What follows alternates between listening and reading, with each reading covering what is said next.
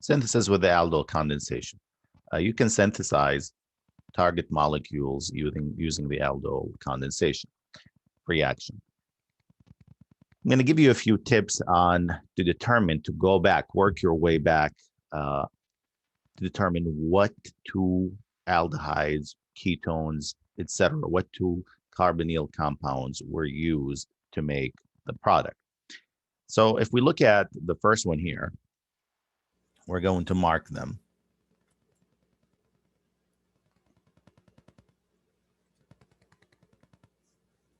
So what you need to do is you need to remember this is a beta hydroxycarbonyl.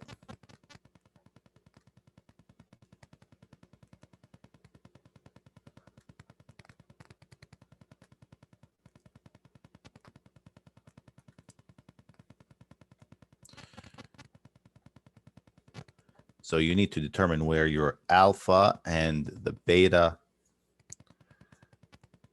carbons are. So here's our alpha, and here's our beta.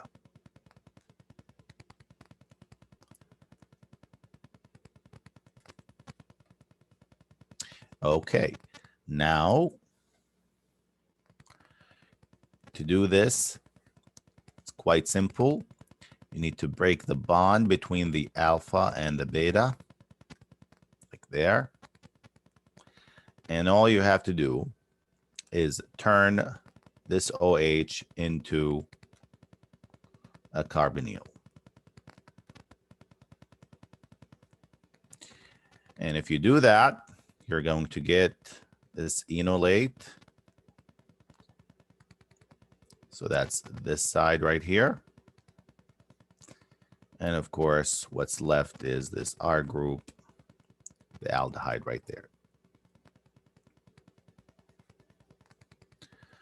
So you say, oh, okay, well, what about the unsaturated carbonyl after the condensation? Same thing. You determine where your alpha is. Alpha carbon. Here's the beta. Actually, let me bring the beta down here so we can draw the carbonyl.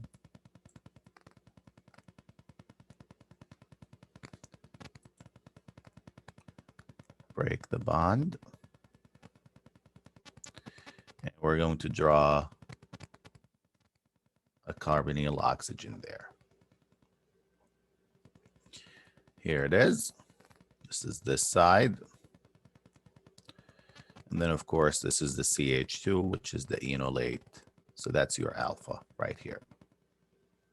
Very well. So let's apply this to a real example here. So the question says, determine whether the following alpha beta unsaturated ketone after it's been condensed can be prepared by an aldol condensation. So you can easily determine that.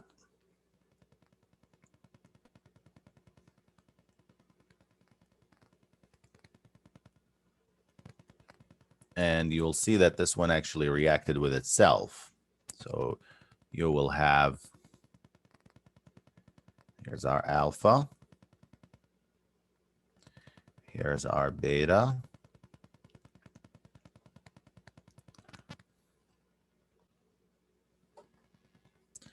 Now, remember what we do is we put a carbonyl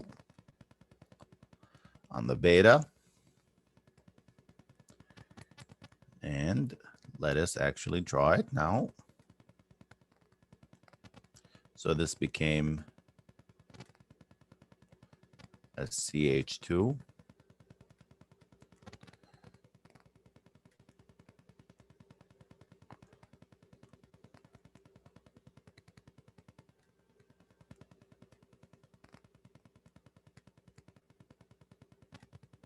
Okay, so let me mark them for you. Here's the alpha. Here's the beta. Right there. So this essentially came from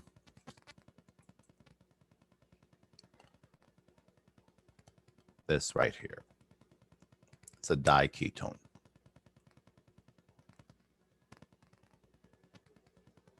reacted with itself. We've seen that cyclic products before. So the question is that, is this feasible?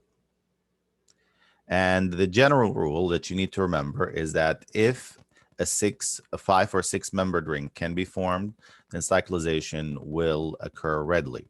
So do we have a 5, 6 membered ring? We do. So it is actually possible that this product will form. So we're going to look at possible enolates in this same molecule that we examined. So let's look at it one more time in depth.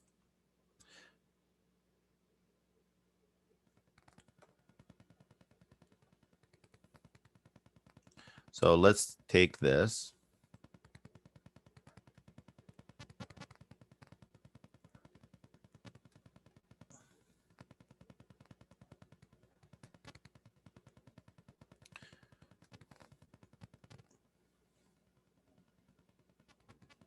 All right. So you might say, how come we're making this the enolate and not that? Okay, so you need to think about it. If an enolate forms here, then you will get a 6-membered ring. So we're going to say if an enolate forms here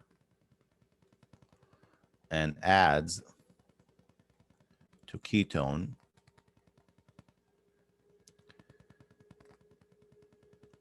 you will get a 6-membered ring. Okay, so the connection will be between this one. I'm going to draw it momentarily. Right there.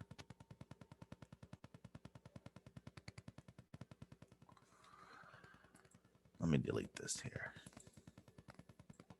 So let's say there's a bond between this and that. So here it is. 1, 2, 3, 4, 5, 6. 6-membered ring. Now, you might say, well, how come it doesn't occur at the other, let's say here or there? But let's actually examine this. This one can work too. So let's examine this.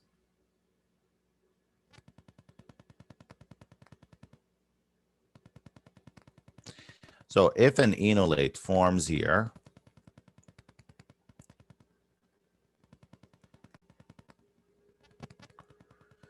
you will get a 4-membered ring. All right. So all you have to do is just draw a line.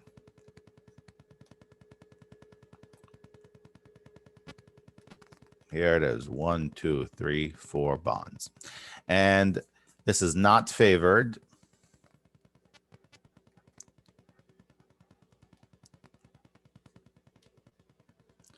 Due to ring strain.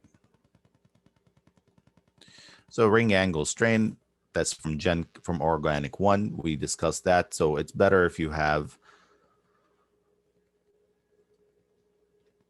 a 6-membered ring or a 5-membered ring.